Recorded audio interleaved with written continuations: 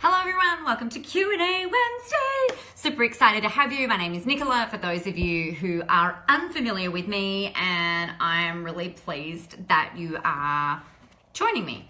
Well, for those of you that do decide to join me, I am very pleased and honored that you are joining me when you join me.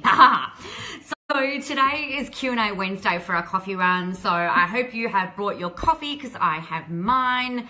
It's been a bit more of it's been a weird kind of morning this morning. Anyway, so I've had some really awesome questions come up over the last week as a result of some of the digital audits that I've been doing for people, and as well as obviously the good morning, Gary, good afternoon, the land of Canada. Awesome to see you.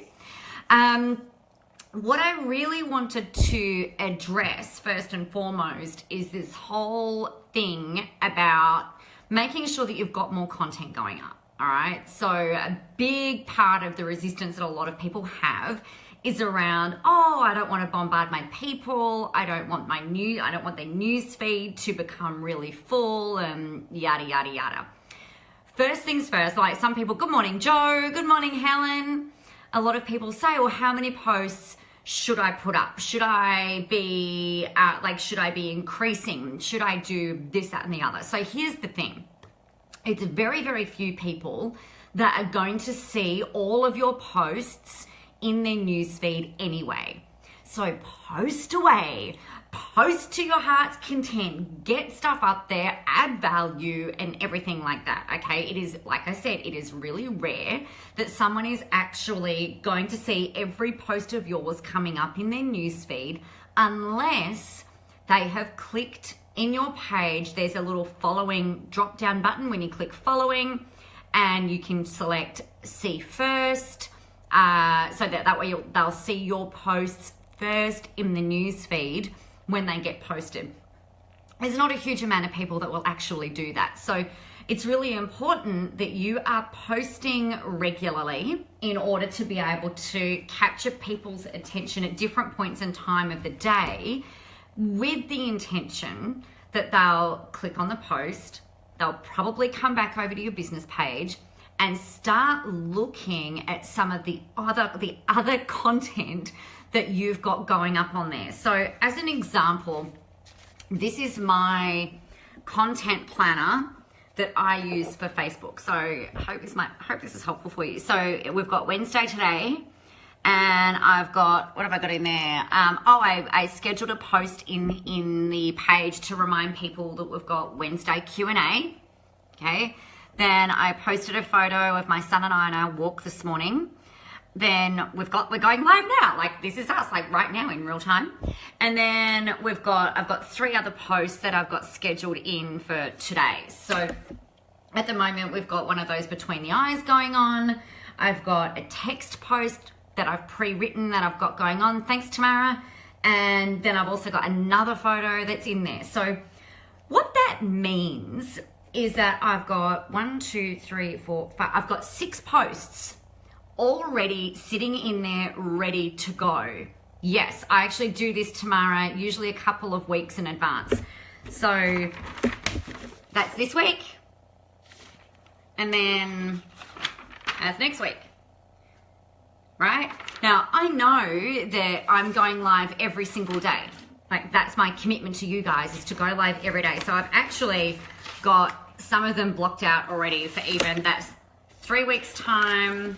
I know that I've got 4 weeks time. So like I get them. Number one, I try and get them scheduled at least a couple of weeks in advance, because I know that there are some days where my days blow out, or I might have a lot of client work on one day, or it might be a mentoring day, or maybe I'm running an event, or maybe I'm traveling. And I don't want that kind of panic to kick in, where I'm like, oh shit, I haven't got as much things up on my page as what I would like, or it's going to be like crickets. I can probably get away these days with not having as much content going up on my page because I've been doing it for such a long time.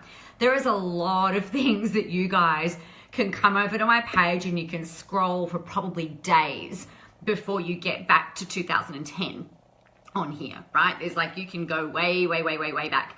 So my advice to you is to make sure that you're posting multiple times per day. Now, if you're kind of going, like I said, like one of the questions is, how many times do I post? And I know that underlying in that is the fear that you're going to kind of burn your audience, that you're going to overwhelm them with content. It's not going to happen. It's very and you know what, let's face it, if somebody sits there and says, I'm going to pick on Tamara because she's the last comment in there.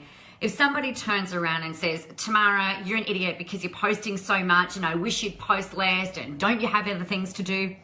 Dude, they're probably not even your audience. Like if they are complaining that you are giving them more free content, if they're complaining that you're sitting there giving them more motivation and inspiration and advice, then they're probably not your ideal audience, right? So we just want to let them go and complain over there. They would probably complain if you didn't post enough. They're probably going to complain about the kinds of things that you put up, right? So just, you're not here to please the masses. You're here to really talk to your audience. So put that over to the side. Another question that I've had, which is a really interesting one, I think, is should I pay to get more followers? Now, that's a great question. And I think my view on this is if you have less than 500 people following your business page on Facebook, we'll talk about Facebook specifically, then you can do some advertising, some paid advertising to get more likers over onto your page. Now, why do you want to do that? First of all, it does help from a little bit from a credibility perspective if you do have a higher number of people, but I'm really loath to spend money on something that's not actually generating a lead, like a name and an email address going into your database, which is why I think if you've got more than 500, just don't even do it. Just keep going with your marketing and everything else that you're doing, and you'll naturally increase your level of followers almost organically as a result of the momentum that you're building and the content that you're putting up and out there. Now, so that's one thing. If you are brand new, if you've got a brand new page, then go ahead and start buying, go and buy some fans, right? Go and buy a rent a crowd. It's fine. What you're looking for in terms of the cost, each like, you do not want to spend probably more than $1 a like. All right. Now, if you're a coach, a consultant, a mentor, a trainer, you will probably find that you're going to hit that dollar per like consistently, right? So you might spend $5 a day and just let that go for forever and increase the volume of people who are following you. Now, if you are in a product-based business or you're not necessarily a coach, mentor, trainer, then you'll probably find that your likes are actually a lot cheaper and that they will grow a lot faster for less money, obviously. So you can manage your own budgets around that. It's up to you what you do with that. So it's not usually something that I recommend unless you don't have any level of audience at all. What you want to be doing if you're paying for likers is you want to make sure that you've got regular content going up and that within that content that you have in there, you're also driving them to subscribe to something. Whether it's not a newsletter, okay? Not a newsletter. It might be around getting weekly motivation into their emails. Now, it might be a newsletter that you send, but you are not going to call it a newsletter because newsletters are boring and usually filled with sawdust, just shit. So don't call it a newsletter. You might call it the weekly motivation email. Don't call it that because that's really terrible too. You get the point, right? It might be around you giving them a content plan. It might be like if I'm thinking about mine, I go and pay for these likers and I might say, hey guys, I've got this content plan. If you like it, leave your email below and I'll send it to you. Okay, so that way you can still leverage off what you're spending in terms of growing this audience and able to leverage it later on down the track through your email marketing and your email list and stuff. Joan, people need to click the follow button rather than the like button. Oh, is that when they're seeing your posts in the feed? Is that what you mean? I'll just wait while you reply to that. Let me have a quick look, because in Facebook, I'll try and do it on my page. I kind of see it a little bit differently to what you guys see because I'm me and I'm not an audience member. So so they click like on your page, and then in the following, so you've got liked, and then there's a following button, and then there's a share button. So what you can instruct your people to do is, it says in your newsfeed, see first, default, or unfollow. You kind of want, you want to really, in my opinion, you probably want to instruct your people to click see first, because then they are going to see your posts in their newsfeed without kind of having to hunt and scurry around for them. So see first means it'll pop up in their newsfeed. Not everybody does that. The other thing that you can get them to do, I'm just seeing, when you go live, you can instruct them to turn on the notifications so that when you go live, it comes up with a notification in their newsfeed or on their phone, things like that. So you guys can test that with me if you'd like to. There'll be a couple of buttons when we hop off here. It'll be see notifications when Nicola is live. Click on that, and then tomorrow morning when we go live at 9, you'll actually have a notification come up on your phone in your newsfeed, whether you're on a desktop or on your mobile, assuming you're in the app, that I'm live. And then you click on that and it will take you straight over to the page and to the live that we're doing. So hope that answers that for you, Joan, really clearly. Usually what I'll do is, or sometimes what I'll do is I'll take a screenshot of that and say, hey guys, like if you're really interested in seeing what I'm putting out there and you want to stay in touch, drop that button down, select see first, and then every time you open your newsfeed, I'm probably going to be there. Huzzah! So that's that. Okay, great question, Joan. Thank you. Now, another question that I've had is, how much time should I run the Facebook Lives for? How long should they go for is what I'm interpreting that to mean. Great question. So your Facebook Lives are going to go as long as they need to go for, right? In order for you to be able to disseminate the content or the training or the inspiration or whatever it is that you're sharing.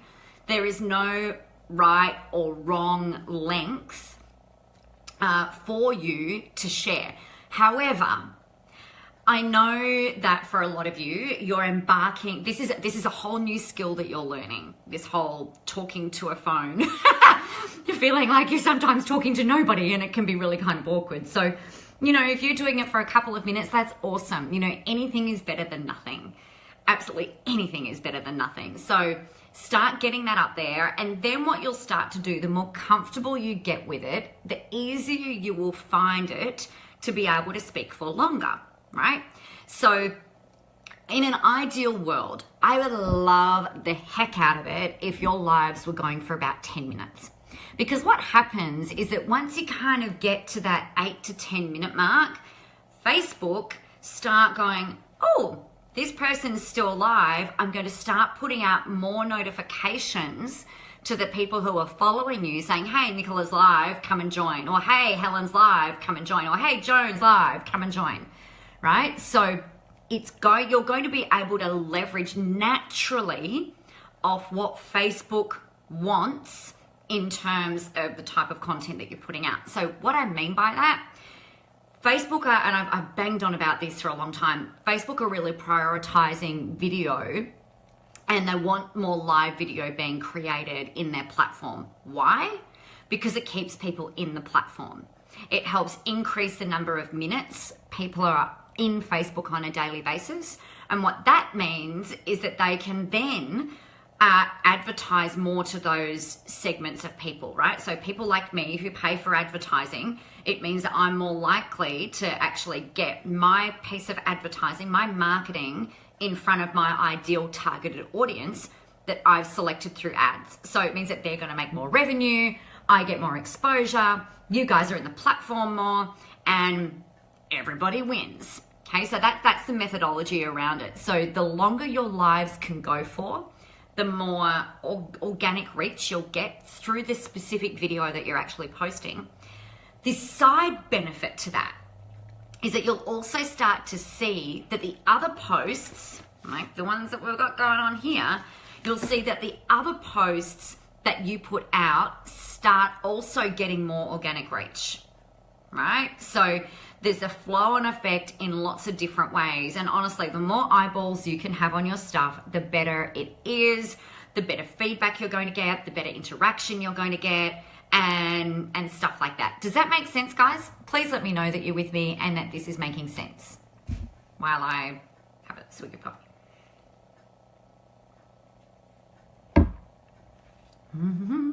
Oh, Helen said yes you are. Okay, great. Okay, cool. So, had another question from the fabulous Tamara. She asked yesterday off the bottom of the live that we did yesterday for UE Live. She said, may I ask, I'm working on a 6-month plan, but getting stumped on how the heck to do that. Any ideas on a great step-by-step process of how to plan so far ahead? I've seen your clip on YouTube suggesting adding birthdays and holidays in first, but I wondered if there is anything for dummies regarding this. I'm kind of sitting here with a list of what I want to achieve and a blank calendar and making another cup of tea while I wait for the solution. Awesome. That must have been lots of cups of tea that you were consuming while waiting. So planning, one of my most favorite things to talk about. So I want you to, you're going to start with a completely blank slate. Now I tend to, I don't know if I can flip my camera around and show you. I have one of these, if you can see it through my forest and lamp up here, I've got one of these annual planners. So I pop that up on my wall, right? So I've got, it's January right through to the end of the year. Now, excuse me, I use that as, first of all, as my really big visual, oh, awesome, Tamara, as my big visual point of reference, so that it's like I'm literally like, that's my wall here, and I can look at that anytime and be like, oh yeah, where am I on this time? Where am I at that time? And things like that. Now, I inadvertently, years ago, I accidentally planned something around a birthday. I think it was my niece's birthday. So I make sure that the very, very first thing that I put on my big planner is I block out important birthdays or important things. So that's the first thing that happens, just in terms of scheduling. The next thing that I usually look at is going, all right, what is it that I actually want to achieve before the end of the year? What is my goal? What is my financial goal? How do I want to feel? What am I going to be doing? And I start writing it as if it's already happened. So for example, it is the 31st of December 2018. I've made a $1.5 million. Had a call come in, that's a bit awkward. Working only with people who are fabulous and awesome and motivated and inspiring, and they're brilliant at getting results. So that's that. Then I go, okay, so if I'm looking at that financial goal, first of all, let's say it's 100 grand for the next year, because that way I can do the math easy. That means that I've got to make $25,000 per quarter in order to make that $100,000 for the year. So I actually break everything down into 90-day segments.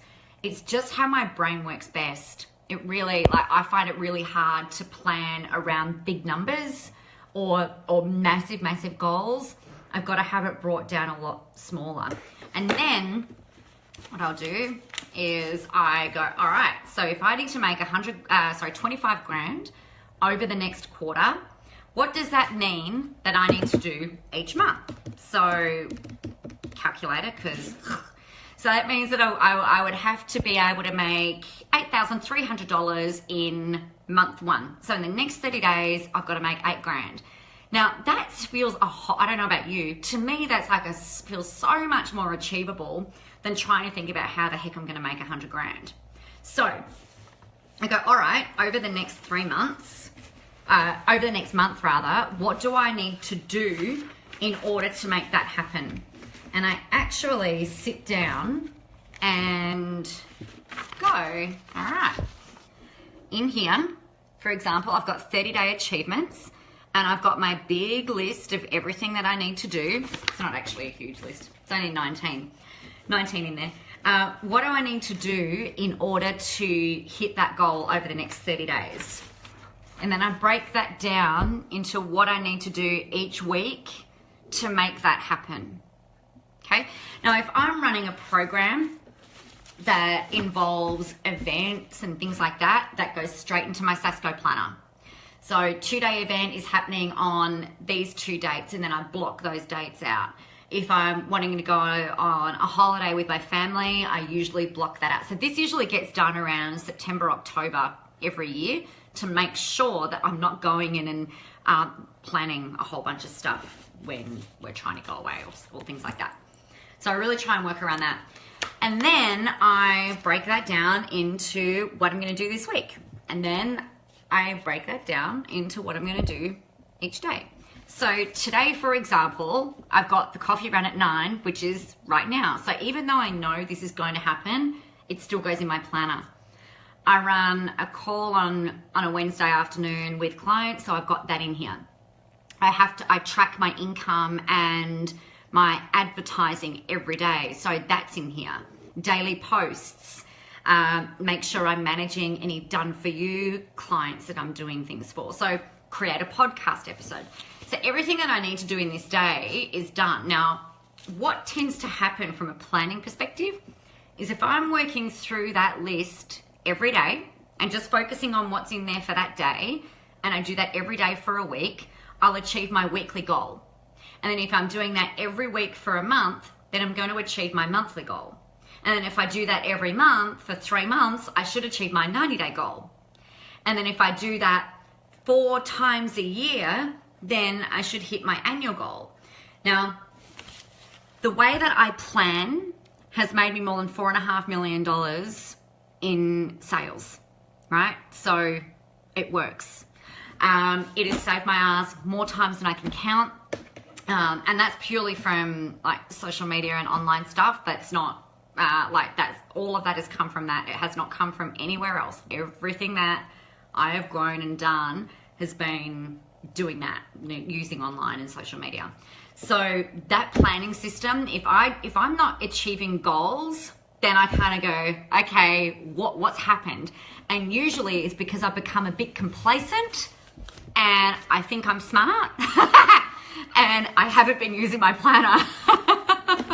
So it works, just do it. So get your annual goal that you want to hit, break that down into what you need to do for the next 90 days, break that down in for the next month.